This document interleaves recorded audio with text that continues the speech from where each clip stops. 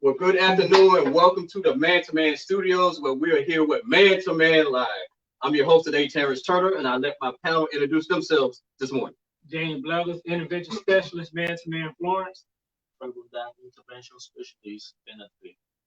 Craig Lightfoot, employment developer for Awesome. We have a dynamic show planned for you guys today. We are in week one of parenting, and the subtopic is the importance of fathers.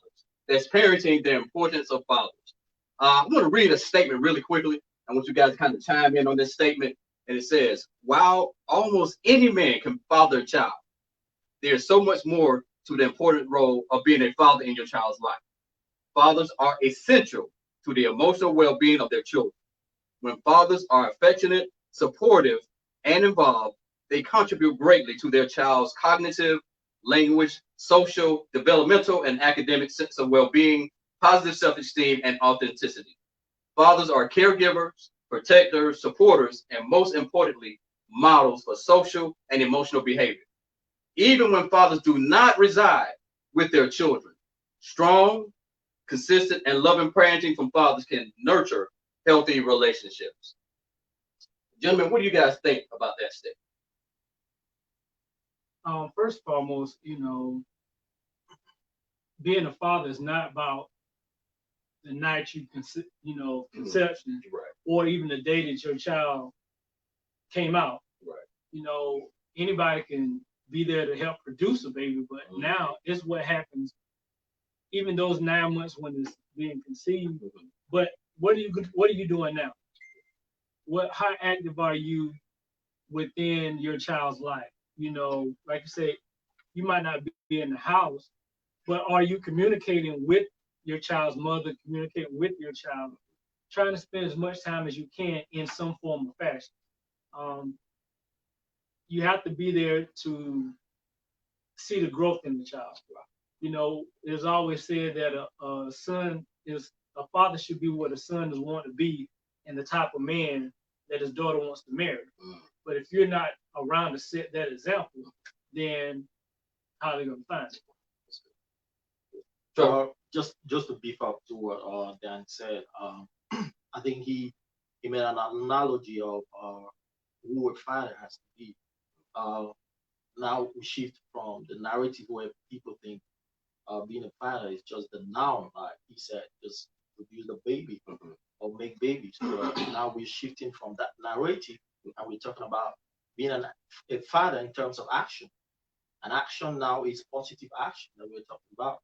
So as fathers, like he said, he enumerated a whole lot of things that fathers need to do for the children. Like he said, the old adage we always say, garbage in, garbage out. Yes. So if you are a good father, you definitely produce good children, or you definitely give them the good morals. You definitely give them what you expect them to be in the near future. So definitely being a good father makes good children. Awesome. Great. everything that you guys said is wonderful. Mm. I'll be talking just basically from my own personal experience. Yes, sir. Not having my dad in my house. However, I was blessed to have strong uncles, men in my church. But I often wonder, what would have happened with my life had my dad been in it? Would it have been good? Would it have been bad? Garbage in, garbage out. Because my dad was part of the world when he came from Vietnam. He had some issues. So I think in that regards, I think the best thing was for me to be in another environment. You know, so I thank God for the village. The village of men that were in my life was responsible for me doing what I'm doing now, seeing that model. I had a model. I didn't have dad, but I had granddad. I saw what he did as a man. We do what we see. And I always, even though I don't think, sometimes, let's keep it real, I don't think I've been the best father. True statement, true story. I remember when Malik was in the 6th grade and I was taking him to school and I asked Malik, I said, You think I'm a good father? He said, sometimes. Mm. Kind of got pissed. But he was being active. Because I thought going to ball games, going to the school to eat lunch, that was being a good father. I missed the memo on the intimacy. Why? Because I never saw that. You know, my granddad used to always come to my ball games or this other stuff, but there was never those personal conversations about being a man or teaching me to be. Well, I think that was something important that you mentioned, that you even asked your son, did you think, you know, did he think you were a good father? And I would say, I think that did more for you as you did that introspect and you realized that you want to get better. See, even in our presentation, it says you don't have to be infallible or a perfect parent, but you have to be present. So it's a difference between being perfect and being present. So even though you were not perfect, you were present in certain moments, and then you want to be that intimate as well. See, love and intimacy, we got to develop that in our child as well. And sometimes as men, it can kind of be kind of shaky about that love and intimacy part. You know, I often think about what did I put in my children that they're gonna present to their children. I watch Justin because Justin has a son, so I'm often watching him to see what he's doing. And he's doing a lot of time, and he's showing them love, and I'm glad he's doing that. We didn't really show that part of parenting people, but by the grace of God, he's doing it for his son. He's 2 years old, so. Yeah. Awesome. We're gonna kind of segue into some things. We're kind of touching on some of those. We're gonna talk about the 10 parenting principles. 10 parenting principles. And number 1 is spend time and take responsibility. Listen. Listen. You never get the time back. Oh, that's good. Say that again, sir. You never get the time back. So if I could go back and do it all over again, man, I would do it 10 times greater. I can't go back. I can only move forward. My sons came by my office yesterday, and my youngest son was looking around, so I'm thinking he was looking for you. Okay. You know, because y'all have that connection. Yes, sir. And when they come around, I don't let them see it, but it does my heart good. So, you know. I'm gonna tell you why that's so important, because they want to be around you. Yeah. How many children, not saying this is the right thing, don't only want to be around their dad, you know? But it's something that you deposited into them to where, like, I'm going to see my dad. And they were happy they're going to do it. I said, well, where y'all coming from? We was at the mall.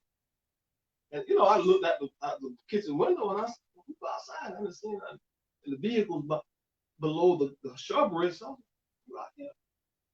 So I went to the door and it was them. Hey.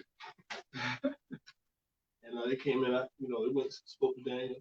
And I was glad for that. I really, because I cannot recapture what I lost. And I often beat myself up. Bishop Blue and I talked the other day, and that's something that I carry, baggage. He called it dust.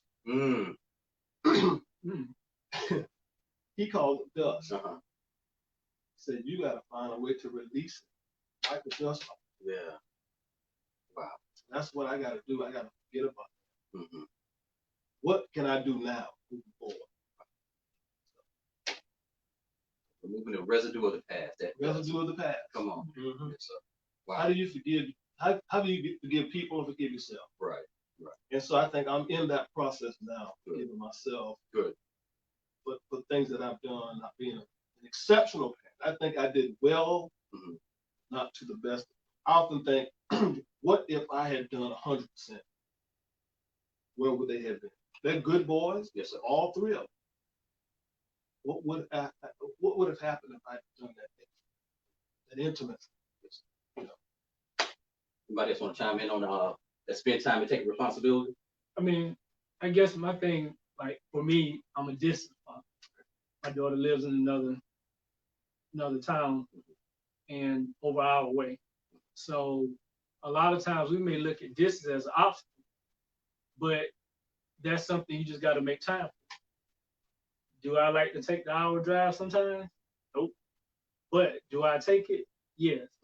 And sometimes I might drive longer than I even be there with the time with her. Like, if I say, well, we're going to lunch today. Well, lunch might be 30 minutes. She want to go to Chick-fil-A.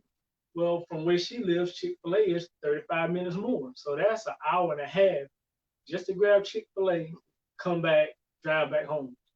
Now somebody said, well, that's all the time. Well, we agreed to go to lunch. So those are the things like, you got to take responsibility for whatever situation it is.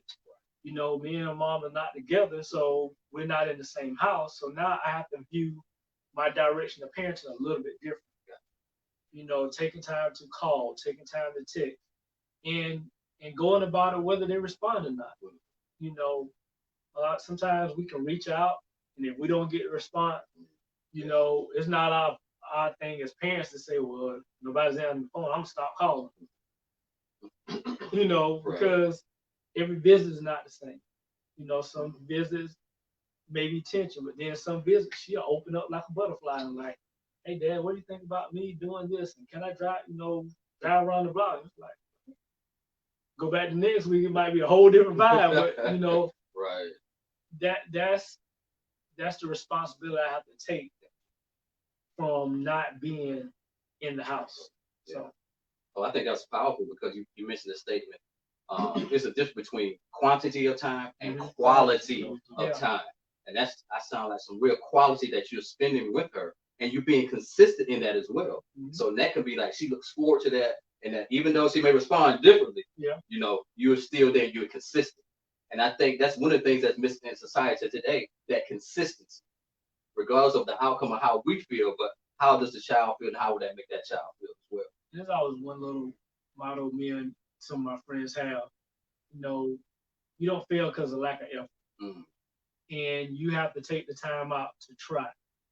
Like I said, no matter how it's received, I listened to Craig when he said, if I would have did more, but maybe at the time you did what you could, Right. And by them still coming around, by them being positive young men, we talked yesterday, it's kind of brief, but you can tell like, hey, we're doing things, and Craig got the big daddy shoulders out, because it's like, right. And a lot of times, growing up without a father, sometimes we want somebody just to be there.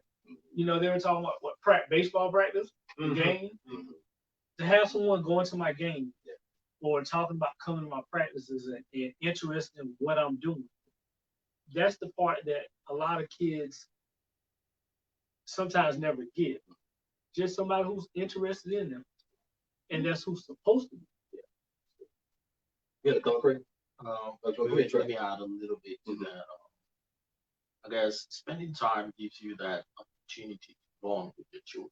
Like that. You need to bond with them. You need to make them feel confident. Maybe in confiding in you, because you're not like Daniel said. You're not gonna spend all the rest of the time with them. The few times that you have to spend with them, you have to spend it, like you said, quality time. Right. And it's in quality time that you get to learn a lot, because they interact with the community, they interact with other people, and it's in spending time with them that you can tell them, hey, in your conversation with them, you can tell them, you can say, hey, this that you did wasn't right, this that you did is good. So it builds that bond where you can better teach them. You can better teach them. Yeah, so very good. Yeah. We have one question from the audience from Daryl Howell. He said the question is, what is the quality of time? What would you guys say is quality time? How would you define quality time? I think Danny gave a good example of what quality time is. For him to drive an hour and a half possibly just to go to Chick-fil-A. That time he spent in the car with his daughter, those conversations, how she's feeling. What I'm saying? That's quality. You make that investment regardless of how much time is. But children, all parties gotta have balance. You're not gonna spend, like Trevor said, you're not gonna spend every minute with the children.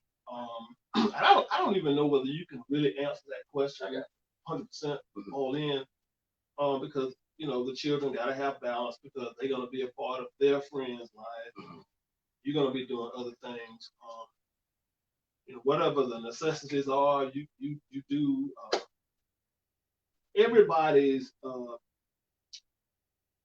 assessment of idea of what is quality time is gonna be different.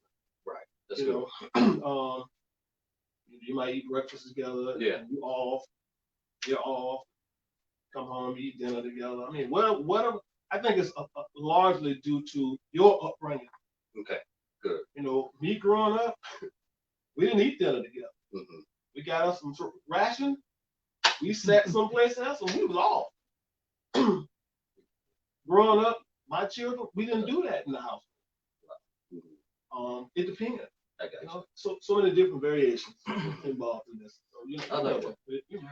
Let me add to quality time. Quality time for me, I think it's time when you spend solving a problem. Like one person said, he said life is all about solving problems. And when you die, you remember either for the problems you solve or for the problems you created. Come on. So at any time where you have with your kid, maybe sharing some love, or maybe teaching them on something, or maybe helping them learn something, I guess it's quality time. Because you're helping them learn new things, you're helping them solve new problems. And I guess quality time, anytime where a problem is solved, it's quality time. I like that. I want to add to that. Quality time could be that you are there and you're present. So you can be in that car driving and not say a word to your daughter, but you're there driving and you're asking questions. So you're everybody present has in the their moment. own definition of what quality time is. Yeah. So you have to be present. Have to be present. So I think everybody here, interpretation, right. That's good. That's good. We're gonna shift. Number 2 is cherish your time with your child. You want to cherish your time with your child. That's the next principle. Come on, Mr. Lang. I think about it all the time. All the time. I see my son, they're older now. I'm an old man now. And I always think about, Dennis Kimbrough always says, the human brain consumes 50 million thoughts.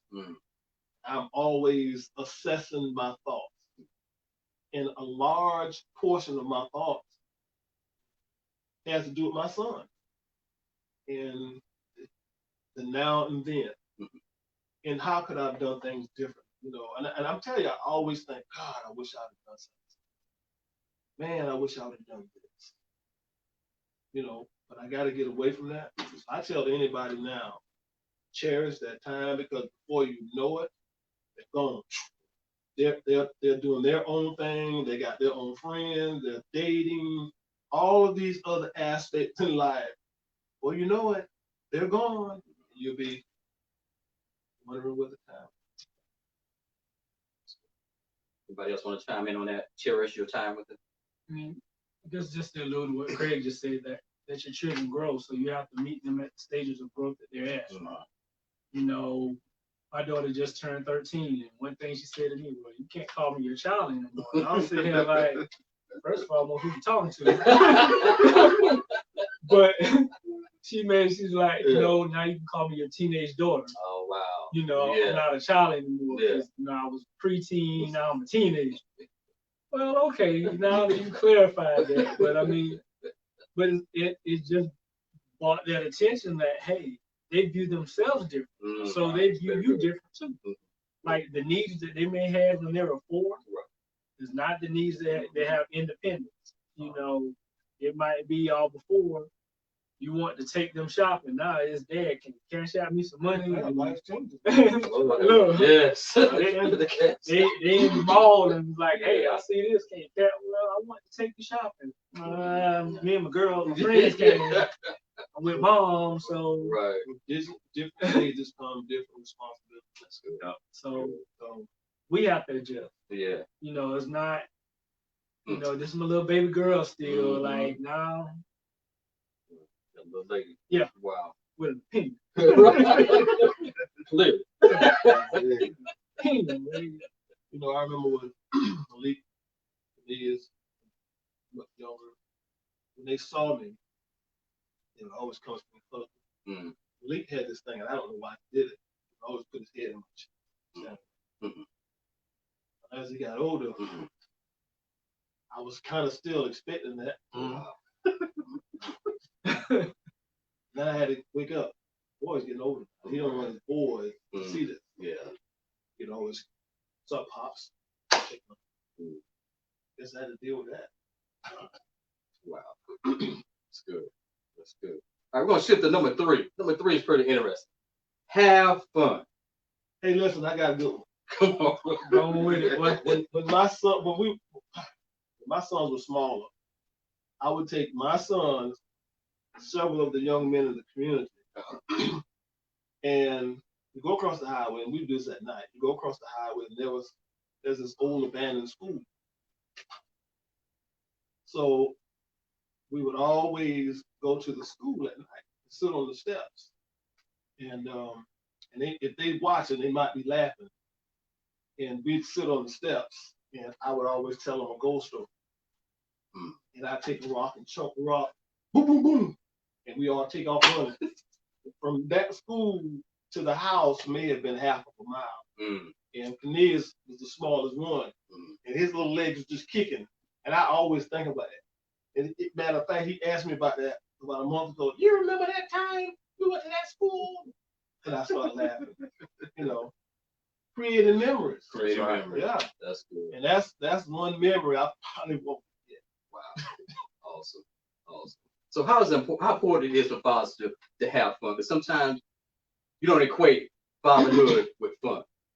Well, you got to be able to enjoy your children, and the fun part might be what they want to do. You know, a lot of times we look at what we think is fun because it's fun to us, but what if you ask y'all, well, what do you want to do? And they're like, well, let's go to the park. And you might think, man, it's hot out here, and I don't, you know, what you might not be feeling. But guess what? Go to the park and put your imagination in that child's imagination. Wow. Switch your mindset to, okay, what is she getting out of the park? 9 times out of 10, guess what? We've all heard it from our smart children. Daddy, watch me. Yes, sir. Guess what? You're there just to what? Observe. And it's like, you might sit on the bench, but then what if you walk to the end of the slide and they're coming down the slide, jump right to you? So now you got to embrace yourself in what the type of fun they want to have, not what we think they like. A lot of times, if you sit here, you might think, oh my, you know, because my favorite color is purple. You know, my daughter likes purple, or she likes pink. Out of the blue, she goes say, I like fuchsia. So they're like, okay, well, I've never seen you in it, but your assumptions of your kids has to switch to what they might like, or y'all find something, an activity y'all enjoy together, and you go with it. You know. Sure. Yeah, just to add a little bit to what Dan was saying, I guess it's in those fun moments where you get to discover your kids. It's often said, even the 2 people, say twins, they can be the same person. They may have the same trait. They may have some same or similar traits, but they are different. Sorry. And it's in those fun moments that you get to discover a lot about your kids. Like I always say, parenting, it's an on-the-job training, because you never can say you have everything or you know everything. It's in those fun moments that you get to discover a whole lot about your kids. Like Dan was saying, you get to know their color, you get to know what sports they're good in, you get to know their desires, whatever thing they can excel in. I guess that's what you take out when you have fun with your kids. Very good. Very good. And that's a good segue into the next one. Praise your children. You mentioned that every child may have some similarities, but you got to celebrate and praise those differences in that child, and don't compare one child to the other child, because they are totally different, right? Large part of that is knowing your children. Good stuff. Justin is all 3 are different. All 3 are athletes. I got to be careful how I differentiate the 3, because they all have this unique thing. You know, when I talk about them in an athletic sense, Cornelius is the strongest. He's the biggest. Malik, he has a certain quality that I have to talk about. Justin has this more of a smooth type of style. So when I talk about him in that regard. All three of good athletes. When I talk about him education, I have to kind of tweak some stuff, but I praise my kids all the time. I think I sometimes may talk about them too much. You and I have had conversations about my son. So I'm always praising my kids. Even I wanted them to go off and do certain things. I realize children have to find their way sometimes. And I'm still proud because they've never been in trouble. They could be doing a lot worse. As a matter of fact, two of my sons are working at McDonald's. First, I thought it was kind of bad, but I listened to Dennis Kimbrough a lot, so I said, well, you know what?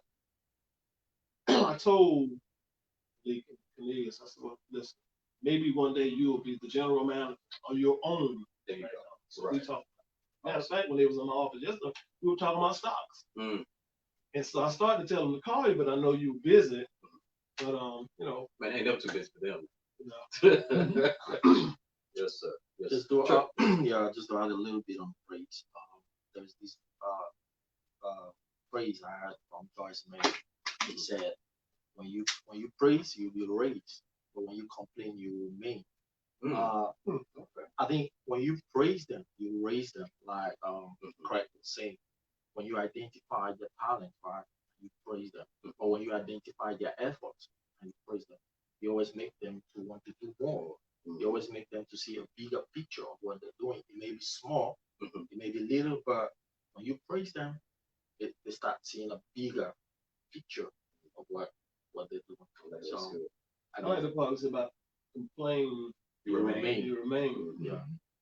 That makes praise. Yeah, that makes sense. Right. Because when you complain about certain things, you kind of stifle the growth. Yeah, because you look at you looking at their self-esteem. So if you complaining and they're gonna take it inwardly, like, man, that's dad. He's complaining what I do. I can't do anything right, and they're gonna always took an inward focus to that. So I think that's really good. Well, one thing about it is you can even praise them in their failures. Yeah. Or, because the fact that they attempted something, I designed jewelry. I tried to get my daughter. Well, she took an honest week to try, but then she was like, "Nah, this is not for me. I thank you for trying." Wow, that's good. Or she attempted something in dance and didn't, a team or something, don't make it. Well, for one, I applaud your effort. That the fact that you went out there and you tried. So, there's a lesson in that for her to say, at least, you know what, whatever's thrown at me or put in front of me, I at least try. Right. So by praising them in their failures, it still gives them the momentum to keep going. That's good. That's good. I like that, because some things in life, they're not going to be good at that first time. But will you continue to persist, even over those difficulties and challenges? Because everything's not going to go their way initially. So I think that's good. Very good. All right, gonna move to number 4. We just did 4, praise your children. Number 5 is another big one, fellas. Show affection. Listen, man. Show affection. Everybody to the side. Well, I would just say that I got all girls. So listen. And that is so important. Yeah. When rearing girls. Right. Because if you don't show it, they're gonna They look from someone else in the Mm. worst way possible. Right. That's it.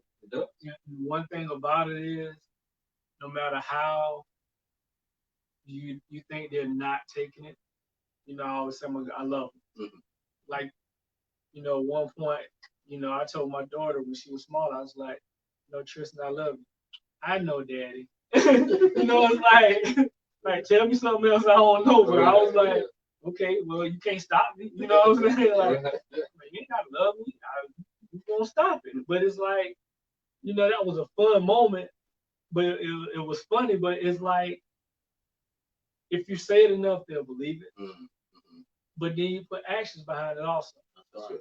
That's You good. know, if there's something, like I said, you might not like she's in the dance. Well, sometimes I'm not in the mood just to be around a bunch of people. Mhm.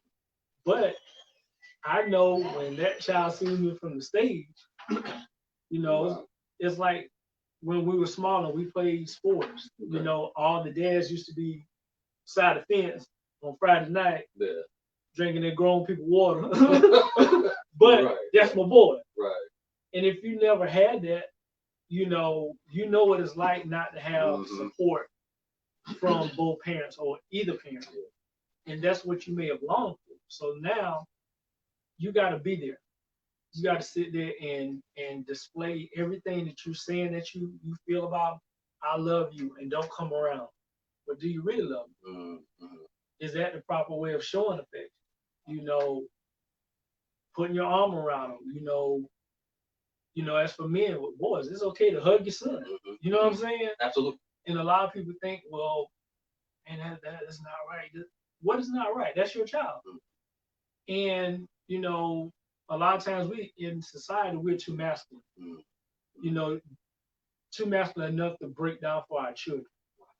Yeah, you can be hard in the street, hard around your boys, or however.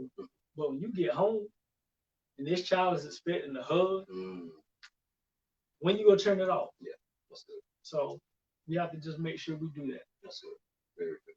So, I think not to say much, like Danny said, the way these children are tell us, what do I mean? Psychoanalysis. They always say, they talk about a deeper complex, and they talk about electric complex. okay. Danny was talking about his girls. Girls get so attached to the father. They get so attached to the fathers. There is an African adage that say any girl who grows up with dad ends up being a good wife. Wow. Wow. Very good. Every girl child who grows up with a dad ends up being a good wife because she gets the opportunity to feel love, see love, and she can just feel it like Dan said. When you tell her you love her, but you need to show her. So whatever thing she sees from you, she's definitely gonna replicate it when she gets older or when she gets married. So at every point in your life, always make sure what you say is what you have to do.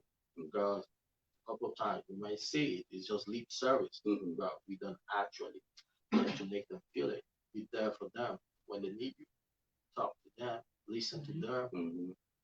It's parenting. It's a vocation that you always get to learn new things. And you need to stay committed. You need to stay connected if you want to learn. Very good. Very good.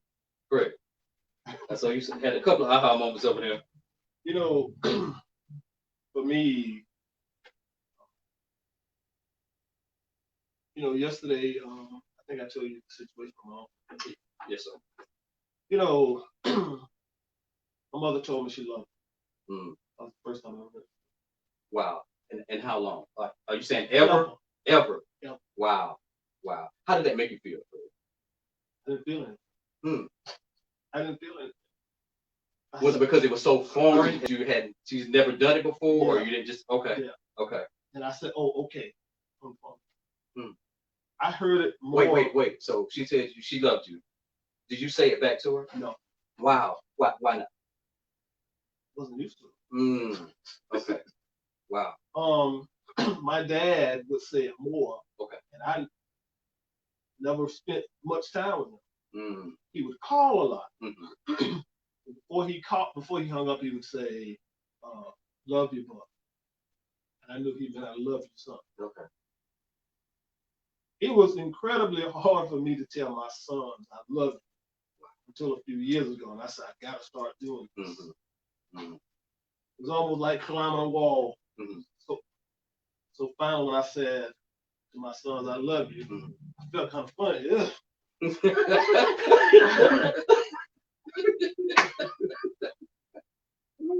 Because my grandfather, I knew he loved me. Yeah. He never said it, but but he would come and sit beside me. Mm-hmm. He would do this. I would put my hand, 10 spots, Okay. a cool 20. And I knew I got you. that was his way of saying, "Look, Wow. I wonder how powerful that would have been. Because he actually demonstrated, Yeah. but he never said it. Yeah. Now, what if we compare it to say with the do? How that would have really impacted oh you? man, yeah, that would have been phenomenal." Mm.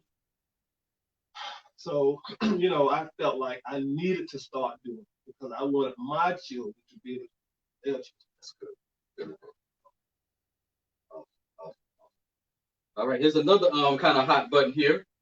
Respect your children's mother. Respect your children's mother. Because sometimes we get guys in the program and we see in some of these peer group sessions that we have, you can see the anger and the tension on some of the men's face in regards to the child's mother. So why is it so important that they respect their children? I mean, for me, it's a matter of, we never had any bad space to that degree. I think a lot of times when people separate, based on their reasons for separating, then there's tension, there's hate. But we have to understand that how you respond to that mother, how you talk about her, how you got to understand this is a woman at one point in time that you Right. put it all on the line for. Mm-hmm. So now we have to look at the fact that we have to do it even to demonstrate to our children that even though you're not together, you can still be positive and cordial to each other. One thing for me is, I pay attention to her well-being, only because I know if she's not doing well, she's not eating right, or things are not right with her, odds are it's not right with my child. So plus if we want to know what's going on with our children, more information, not just what our kids tell us, especially when they're smaller, they can't communicate what's going on with them. So now that you have a respect for her, you can get more out of it. I know in our program we have group sessions. One word that is outlawed in our group is baby mama. Right. That I tell them, if you might, it's either my child's mother or the mother of my child. Sometimes even as men or as people, when we hear the word mother, we just automatically think different. If we got especially if we have a positive relationship with ours, or the word mother is just more of a respect factor. Baby mama, that's social terms and it's used loosely in the negative vibe. And I've had some guys, once they start saying it, you know what, man, she's not that bad. All because you change your language. Now you going back in with a different level of respect, just in mental capacity. So now when you apply that, now you're starting to see where I get more what I want and get more attention with my child. I think having a respectful relationship, or having respect for the mother, can open so many doors. Mm-hmm. Case in point, I was having a conversation with my son's mother one night. She's always around me. They live together. I don't see them all the time. And she told me some information. Richard Barr says she gave me some intel on my young son that I was not able to see because I'm not always around. I think if I had not had a respect, now we don't always get along, but I always try to treat her with the utmost respect. Because if I don't, I think it makes for a difficult relationship, not only with her, but with the boys. Because I have sons and they are protective of her. That's good. If I don't treat her right, then I'm gonna catch it. And I don't want to ruin my relationship with my children. I remember my son's mother had a situation 10 years ago. And I stayed with her for 2 weeks when she had surgery. And cooked, cleaned, I switched roles. I did not want my sons to see that their mother was in need and I didn't do anything when I was in a position to do it. Wow. Yes, sir. Wow. And so, and I didn't complain because women do it all the time. Cooking, putting in the bed, I did that. And so, even though, like I said, we don't get along, you know, I always want to make sure that she's in a good place. I always talk to her about eating right or doing this, and vice versa. If things aren't right with me, she'll reciprocate the favor. So, you know, that aspect, man, respect is paramount when it comes to children. You know, what's the saying? You get more bees with honey. You get what you want. You respect the mother. Wow. Trevor, anything you want to add to that? Just to say, the whole idea about parenting, it's a joint effort. It's a partnership. And the best thing you can do to make this partnership work is to respect each other. You may have different opinions, you may have differences, but what brings you both together is we talk about these children, and we talk about making something better, because there's no parent who would not want his children to be better than what he was or what she is. So in order to make them better, the best thing is getting to this partnership. So no matter the differences, like we were talking last week, we said sometimes you need to bury your ego. What you feel is not about what you feel, it's not about your pride, but you just need to let it go so things can work. Bury your pride, bury the differences, and get this children the best they can get. And I tell you what, I know a whole lot of children, they confide in their mom a lot. They have a soft spot for mom. And the best way you can get through to them when it's hard on your end is to go through your mom. So you need to respect her. Right. You So know, get that intel again. Right. You know, something you just said, partnership. Partnership. Yeah. I wonder how often do we understand going into this thing, it's a partnership. How often do we actually think about? That's a unique perspective, correct? Because even in a business, if we go into a partnership with someone, you both want to succeed, right? And you want to put it all in to make sure that business venture is prosperous and successful. So as we're looking at for like parenting and relationships and who my significant other is, look at it as that partnership. So like, okay, I got to invest 100 of myself. She invests 100% of herself. So this business venture, quote unquote, our child can have the best possible life and outcome. And I tell you what, the society will always evaluate what you do as a parent based on the success of your children. Wow, that's good. That's good. So when they look at your children, they'll know the kind of work you have to put in. Come on. So this is where partnership has to be. You have to put more emphasis on partnership. You have to put more emphasis on respect for each other, not only the mom, but the mom too has to respect the dad. It's all about making people get the final product, and this final product will be your children. Right. And when they see them shining out there, when they see them going to the top out there, they know there's been good work at the bottom, right? So it's a win-win situation. And I like that. You know, the other part is you have to be visible in your part of the work, because that successful child, you know, your son makes it to the NFL. You know, I always watch draft night, first round. That's good. And I count dads. And a lot of times it's less than 30, 40%. Wow. And you're seeing, you know, mom is proud, this, and that. You're looking like, you know, either hitting the backdrop to their story about, hey, this person raised with a single parent. But then now, sometimes when these kids make it, someone will pop out the blue. Wow.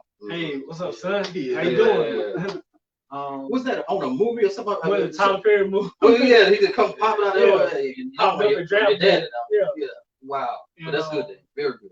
So, you know, like you said, when your child is successful, be a part, like, be visible in that. Be a part of it. Show up to the events. Show up to practice. Just be available. That's good. Very good. Very good. All right, we're going to shift to the next one. A little patience goes a long way. Number 7, a little patience goes a long way. Who want to chime on that one first? Patience, fathering, and patience. Well, with girls, you got to have it. I see you shaking your head. They said, well. Listen, man, Uh-huh. I mean, nothing wrong with women, but women are more emotional than men, and especially with daughters as they're growing. For one, they're trying to figure out themselves how they fit, the amount of love they need, and different things. So it's like you can almost get lost in the shuffle of emotions, and you might want things a certain way, and it might not happen right then, but you gotta be in for the long term play.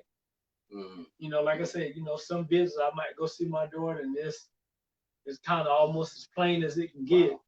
Then the next time I go, it might be all the sprinkles and stuff you want on the ice cream, So it's like you just have to be patient and keep trying and keep that attempt going. So no matter what the outcome is, you did your part by being. Very To me, I think patience is trusting the process. good. I like that. Good word. Trusting the process. Yeah. Wow. Because I think about my parenting skills with my children, and I think about athletics. Okay. And you always want your children to be better than you, Right. but you want it done when you want it done. Not respecting the process and understanding that in due time things gonna work out.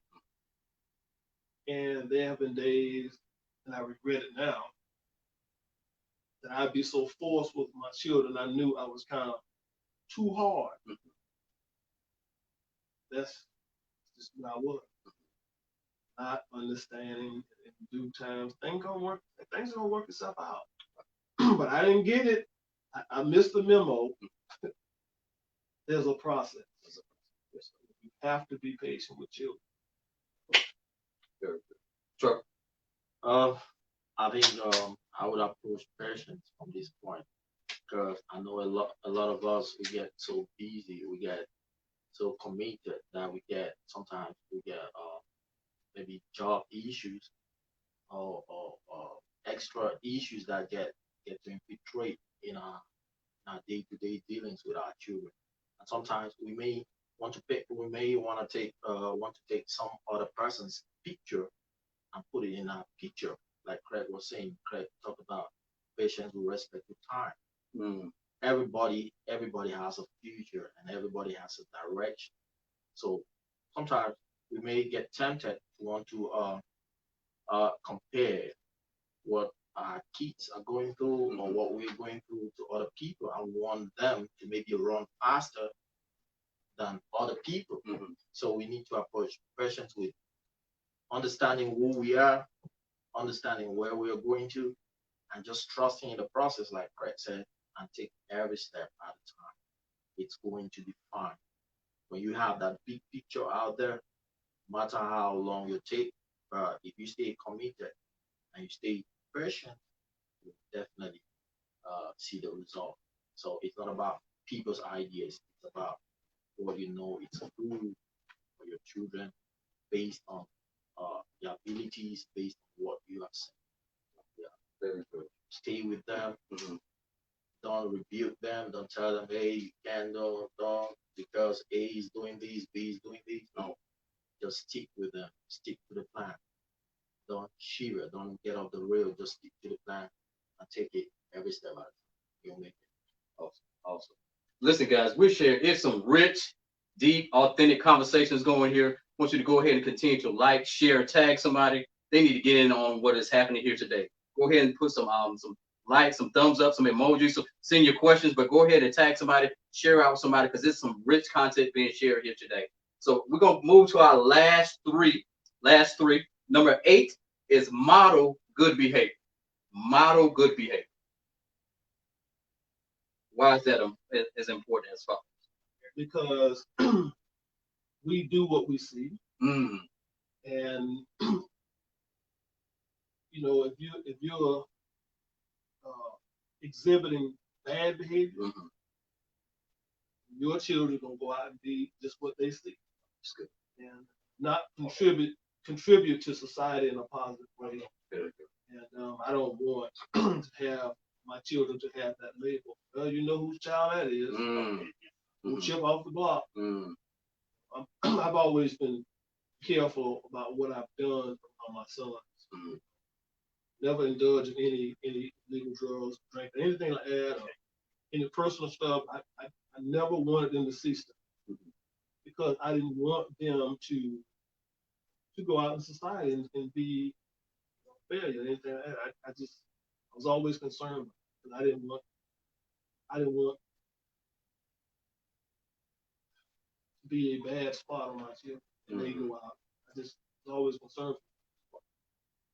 I think just to pick up from what Craig said, you remember earlier said, garbage in, Garbage out. garbage out. Mhm. So whatever behavior you put out there. Earlier, I read a statement when we started the program. You read a statement. I think let us understand that. You talked about the cognitive part of children. Mhm. Children learn a lot from what they see. Mhm. So when you model a bad behavior, they will definitely follow suit. They'll follow suit. So likewise, we are not saying that if you discover, or maybe in the course of this program, you just discovered what you were doing was not the right thing. There is always an opportunity for you to change. Maybe in the past you didn't do it right, but there is always an opportunity to change. Reason why we have sessions like this, so you can learn. Like you can learn from what we're saying. You can learn even from the good people around you. Because I tell you what, when we're doing the wrong things, we know deep down there that we're doing the wrong thing. And the best way to get those children that those children that we've given birth to is to do what? Is to do the right thing if we want them to do the right thing. Like we were saying that there is no father who would not want his son to go above what he achieved. Mhm. So if you achieve bad things, then imagine what your children would be. It's not twice as worth. Yeah, they'll do like twice more than what you did. So It's interesting you said yeah, that, Trevor. it's better you Yeah. make a change right now, and then you start doing the right thing, so they can start doing the right thing. Yeah. It was interesting you just made that statement because I remember one peer group session we in Florence. I can't remember the gentleman's name at the time, but he was saying his father was in prison. So he thought that what he had to do as well, but he ended up there. And I can't remember the gentleman, but I could see his face vividly. Yeah. So I think his dad was doing life in prison. And so as he was sharing, he was saying how he was in and out of prison and, he just thought that was his future because that's what his dad did. That's all he thought he could amount to. So the dad did not model good behavior. So guess what? His son mimicked his bad behavior as well. Maybe double what he did. Absolutely. That's one thing, like going back to my daughter's mom, she had a standard in the house. Like whatever you want to do, extracurricular activities, Mhm. you have to be honorable. Because when my daughter, smaller than her sister, she's going to college and she's AD student. So guess what? In the house, everybody got to have it. Right. And this has been in place since kindergarten. And we push education. And if by her going to school, showing her kids, hey, you can go to school, do it, working 2 jobs. I've always tell my daughter, listen, be willing to work for whatever you want.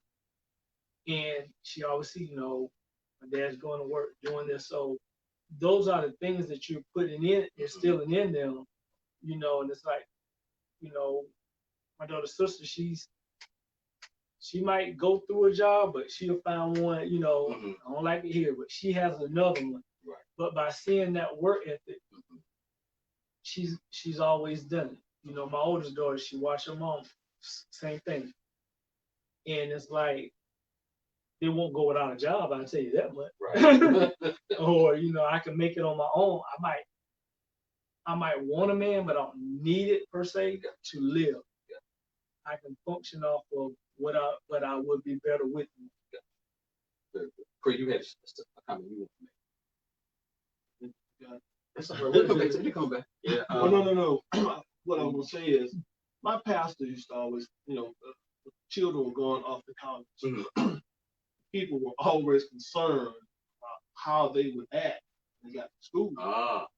And he would always say, and this alludes to what you're saying, garbage in, garbage out. He would always say, what you put in is what's gonna come out. Absolutely. Absolutely. Teach godly ways, they'll present godly habits. Wow. If you show worldly behavior, then they'll raise sand. He would always say this. First time I ever heard him say that was, first time I ever heard somebody say that, period. Wow. Very good. Very good. All right, we're moving to number 9. We got 2 more left. So number 9 is realize that a father's job is never done. I'm going to say that one again. Realize that a father's job is never done. What do you think about that, John? I'm going to give you something here. In 1998, my grandfather died. And he took parenting to the grave. What I mean is, my uncle, the one I was telling you about, is in the nursing home. He's special needs. Yes, sir.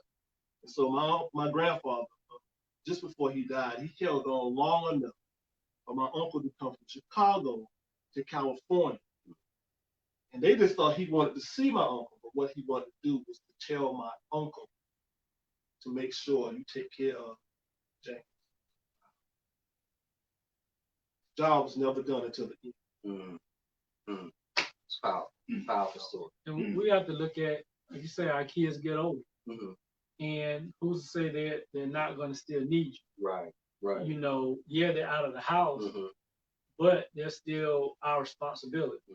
Again, having girls, my oldest daughter, I can get on Facebook sometimes and see her express herself, emotional wise. I'm picking up the phone because although you didn't call me, I'm going to call you because I see something's not right. Yeah. And then once she settles herself back down, she might delete something or the response is different. But that's just showing you they still need you. And it's just for either emotional support or financial support. Hey, just because they're grown, they got to come back home. Guess whose part is it? It's still yours. Right. So understand there's no cutoff. You might say, well, they're 18 or they hit 21, they're grown. You still got your part going. I used to hear people say that. Well, I'm done now. They grown. I'm done. No, because you just said they still gonna need advice. Maybe some financial support. Something is gonna come into play. I remember years ago, Malik, I think it was in 10th grade, and I saw something on Facebook, like a gang sign. I said, well, you got to midnight to get that off. I was patrolling Facebook.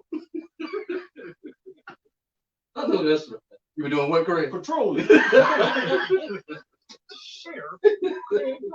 And he and his mom was giving me updates. We're trying to get it off. Well, you got the 12. I think 5 minutes before 12, it's off. Thank you, sir. Yes, I patrol even to the day. Yeah. I want to see what you're doing. Am I 24, Tania's 21, just 30? And I pretty much know what they got on. Justin, Jerry, all of them are very respectful. I had to put the hammer down. I don't want you putting nothing out that's showing or modeling. So people think that you may have gotten from me. No. So I will continue to patrol. Come on. Yes, sir. Awesome. Joe, anything you want to add to that? I guess Theo said really nice things, and it's just like we said, the whole aspect about parenting, it's a lifelong thing. Even when you die, you either be used as a reference point, because sometimes you hear people always be like, maybe you look like your granddaddy, you walk like your father, Yeah. you know, but you're gone. Maybe you're dead by then, you know, but your works still live on. What you laid down still lives on. So you will always discover that the job of a father, you never get done with it. As a mom, you never get done with it. You need to still, because if we said we are role models for these kids, right? We need to just living right on your own gives them the leverage to live right. But if you even if they are grown and they are out on their own, they'll still always want to get reference from you. That's right. So, oh, maybe you might get old and you'll be like, I'm done with it right now. They'll grow and maybe you start going for it. That's the same thing. Like they always talk about in psychology, they'll talk about children, people's character evolving from nature and nurture. Yes, sir. The things that flow within your brain, your bloodstream, then those things that they get hereditary, and those things that they learn from their environment. So if you still keep them on that good footing, hey, that good behavior, modeling the good things, you may not say something to them, you may not tell them, hey, this is wrong, but when they turn and they look at you doing the good things, even in their homes, they want to do the good things. So it's a lifelong thing. Even when you're gone, they'll always want to remember it. Awesome. Yeah. Awesome. So it's more of a spirit that you put in them. I like that. That you can separate it. When it's good, when it's a good spirit, it lives with them, even in your absence. So it's alive, never end. Never. Very good. Very good. Well, gentlemen, we coming to the last one, number 10. Love conquers all. The last one in the parenting principle is love conquers all. What do you guys' thoughts on that? Now, just one thing, like I said, I always leave it for my kids to know is that I love them. I mean, regardless of the fact, I'm there for whatever capacity, sometimes, that's the basis. You have to lead with that. You lead with love, the fact that, hey, I might be doing this because I love you. I might punish because I love you. I might not let you do certain things, but it's out of love. And the lessons you teach in life just don't, no matter what they go through, they should not go through the fact of knowing that, hey, my dad didn't love me. So mine, forever know that. I always love the Latin version of that phrase. Come on. Love conquers all. I read that in literature, and we had the Latin version of it. They say "Amor vincit omnia," which means love conquers all. In everything you do, there is nothing that works like love. No matter how challenging it might be, no matter how difficult it might be, but you always need to exhibit that love. You don't just need to say it. It's not about lip service, but showing love, going to them when they need you, always trying to, it's all about just doing the principles that we enumerated. It's just going through them with love. Even like what Dan said, even when they're failing, you need to treat them with love. Treat them with love. Show them love. Always be there for people. Always be there. And love, like they always say, love is sacrificial. It is. You can't say you love somebody when you can't give in for them. You can't sacrifice for them. So I guess it's more of sacrifice. Because sacrifice, it conquers everything. You get the best when you sacrifice. Yeah. So that's it. All right. Well, So you know, okay, yeah, let's finish this up. Come on. Come on. I see you. Come on, sir. Let me say this. Let me see if I can say it real quick. I coached in the recreational system for years. Okay. And I can always tell what child came from a loving family. I read something that said the best predictor of crime, not poverty, not race, but a loving father. look at a lot of the young men that are getting into the game. They're doing it for acceptance. They're doing it for love. Mhm. You know. Well, hey, all right. Well, we had a dynamic show today. Guys, we thank you so much for sharing your heart with us today. Some real rich, transparent conversation today. Make sure that if you're a part of one of the participants, reach out to your intervention specialist, let them know what you heard, what you learned today. Complete that engagement survey, and also go to the website address of www.mantomanfathers.com. And we will see you guys next week as we go into week 2. Thank you so much. Have a good day.